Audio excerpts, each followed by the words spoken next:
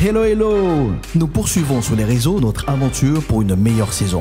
La dernière fois, nous avons mis en exergue l'engagement de certains hommes pour la dignité humaine et pour la possibilité de vivre libre. Shelcher, Delgrès, Ignace, Solitude et bien d'autres ont payé un prix pour notre liberté. Avant eux, le Christ pour sa part avait payé le prix pour la liberté de l'humanité face à l'esclavage du péché. Interrogeons-nous sur la gestion que nous faisons de la liberté. L'apôtre Paul abordera le sujet en interpellant les Galates au travers de cette déclaration. Vous, frères et sœurs, vous avez été appelés à la liberté, mais cette liberté ne doit pas être une excuse pour vos désirs mauvais. Au contraire, mettez-vous au service les uns des autres avec amour. Certains pourraient penser que la liberté payée par le Christ et offerte gratuitement nous décharge de toute obligation. Il y a une sorte d'exonération de toute redevabilité envers le Christ, le libérateur. Certains pourraient penser qu'il suffit d'aller à la messe, au temple et de ne pas mettre de piquant pour faire du mal à son prochain et le tour est joué. La liberté que le Christ accorde est inestimable. Elle est surtout une opportunité à saisir pour mieux gérer la suite de son existence. C'est pour cela que Paul nous mettra en garde en Galates 6 verset 7, déclarant ce qui suit. Ne vous y trompez pas, on ne se moque pas de Dieu. Ce qu'un homme aura semé, il le moissonnera aussi. La gestion que je fais de l'amour de Dieu à mon égard aura indéniablement donc des conséquences que je devrais donc assumer, soit des conséquences positives ou des conséquences négatives. Nous retrouvons ce principe de mise en garde également dans notre quotidien en Guadeloupe. Question technique. Qui songerait à ce qu'en 2019 que la Guadeloupe soit en esclavage? Personne. Nous sommes contents de bénéficier d'un espace de vie où nous sommes libres. De là ce que nous nous appelions les descendants d'esclaves. Cela sous-entend que nos ancêtres ont été esclaves et que nous sommes libres aujourd'hui. Ma question pour la Guadeloupe, quelle est notre gestion de cette liberté? Comment valorisons-nous ce privilège que nos ancêtres n'ont pas eu et auquel ils aspiraient? Chaque mois de mai est le mois du souvenir, du prix payé par Delgrès, Ignace, Solitude et les autres. La Guadeloupe replonge dans les pages sombres de son histoire. Le pays ressasse une lutte, une résistance qui semble n'avoir jamais abouti, même 217 ans après. Je souligne que nous avons, que nous bénéficions, que nous vivons ce que Solitude voulait par-dessus tout pour son bébé, la liberté. De même que la liberté offerte par le Christ soit dévalorisée, soit bafouée, j'ai bien peur que nous ayons des progrès à faire en Guadeloupe pour être de meilleurs gestionnaires de la liberté que nous avons. Comme Paul l'a dit aux Galates, je me permets de le dire aussi à mes compatriotes. Premièrement, ne faisons pas de cette liberté un prétexte pour nous mordre les uns les autres par des paroles blessantes sur notre identité de Guadeloupéen, sur la dignité humaine. Exemple, Guadeloupéen à péché arrivé. Ou bien, espèce de... Bien des fois, nous entendons nègre fait pauvre misère. Et que dirons-nous donc du giré-moment qui n'en finit pas dans le pays, ou du mépris donc de l'étranger et j'en passe. Deuxièmement, nous pouvons dire, ne faisons pas de cette liberté un prétexte pour vivre dans la violence au quotidien. Pourquoi tant de vols, de braquages, de violences conjugales, de trafic illicite en tout genre, de meurtres, de méchanceté chez les descendants des agresseurs et les victimes de la période esclavagiste? Ne faisons pas de cette liberté non plus un prétexte pour être des consommateurs de toutes sortes de biens, de services, de phénomènes de mode, venus de je ne sais où, cultivant ainsi un égoïsme qui tue la solidarité, l'entraide qui ont caractérisé notre Guadeloupe.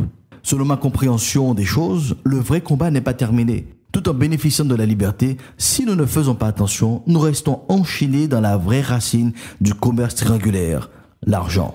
Le racisme est une des conséquences d'une des racines profondes de l'esclavage. Comme son nom l'indique, le commerce triangulaire, la traite négrière, répondait à la logique financière. Et cela n'est pas uniquement vrai pour les esclavagistes blancs. Cette logique financière est aussi alimentée par les Noirs et les Arabes qui vendirent des Noirs aux négriers. En parlant de négriers, il y a l'histoire du zonk, qui illustre bien la vraie problématique de l'esclavage et ce, quelle que soit la couleur de la peau. L'histoire nous rapporte que Zonk, un négrier, fait route vers la Jamaïque avec 442 esclaves à son bord, soit presque le triple de ce qui est prévu. Parmi ces esclaves, certains souffrent de dysenterie, de fièvre, de diarrhée et même de variole. Après plusieurs décès à bord, le 29 novembre 1781, le capitaine Collingwood ordonne de jeter par-dessus bord tous les Africains malades. Ils risquent de contaminer le reste des hommes. Ainsi, du 29 novembre au 1er décembre 1781, 122 esclaves sont sacrifiés. Ce qui serait qualifié pour nous de meurtre n'est en réalité que la mise en application légale d'une clause d'assurance souscrite par les propriétaires du négrier. En effet, il est dit, tout esclave noyé pour sauver le reste de la cargaison donne droit à une indemnisation versée par les assureurs, soit 30 livres sterling par esclave noyé. La demande d'indemnisation pour les esclaves noyés déclenche en Angleterre une bataille judiciaire avec les assureurs.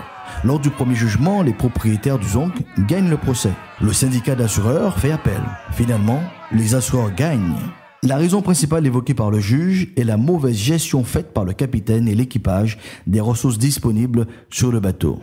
Ce qu'il y a de surprenant dans l'histoire, c'est qu'à aucun moment dans cette bataille judiciaire, l'humanité des esclaves n'a été abordée. La notion de meurtre, de perte de vie humaine ne pouvait être évoquée car la discussion portait sur de la marchandise gâtée, avariée et jetée par-dessus bord. D'où je suis, je vois monter de la colère, de la révolte, chez plus d'un contre les... Mais attention, je réitère mes propos. La traite négrière avait pour seul fond le profit, l'argent, le bénéfice, quand bien même c'est au détriment de la dignité humaine. Chers Guadeloupéens, quelle différence faisons-nous entre la soif de profit, de gain, d'argent qui animait le commerce triangulaire des esclaves avec notre situation de violence en Guadeloupe? Certains s'empressent à lever le point de revendication. D'autres ont déjà la pierre entre les mains pour lapider le capitaine Collingwood. Voyez-vous, l'amour de l'argent a aveuglé les vendeurs, les acheteurs, les exploitants d'esclaves. Quelle est la vraie motivation, la vraie raison des vols, des braquages, des violences conjugales, des trafics illicites en tout genre, de meurtres, des méchancetés dans notre pays? N'est-ce pas l'amour de l'argent? Ce problème n'est pas propre à la Guadeloupe, il est universel.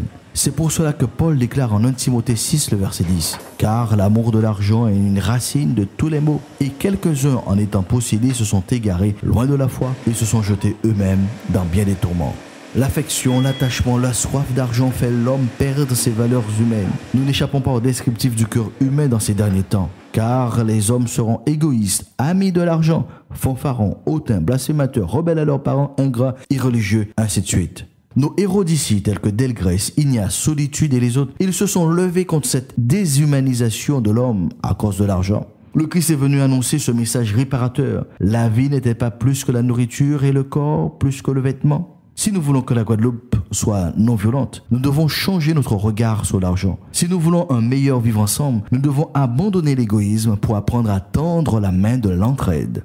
Certainement, il revient à notre génération de mener le bon combat, d'entrer en résistance contre l'égoïsme, le matérialisme, l'amour de l'argent qui sont des chaînes de l'esclavage pour l'homme, quelle que soit la couleur de sa peau, sa culture, le siècle où il vit. Rappelez-vous de cette déclaration du Christ. Vous connaîtrez la vérité et la vérité vous affranchira. Je prie qu'au fur et à mesure que vous entendez, que vous découvrez la vérité du Christ, qu'un renouvellement de votre intelligence permette de discerner ce qui est bon, agréable et parfait. Si cette contribution pour une meilleure saison vous a interpellé, n'hésitez pas à la partager sur vos réseaux. Nous vous encourageons à laisser vos commentaires sur YouTube actuellement. Faites-nous part de vos conseils, de vos suggestions par WhatsApp au 06 90 847 2 fois. Restons en contact sur Facebook et Instagram plus que jamais. Travaillons ensemble pour une meilleure saison.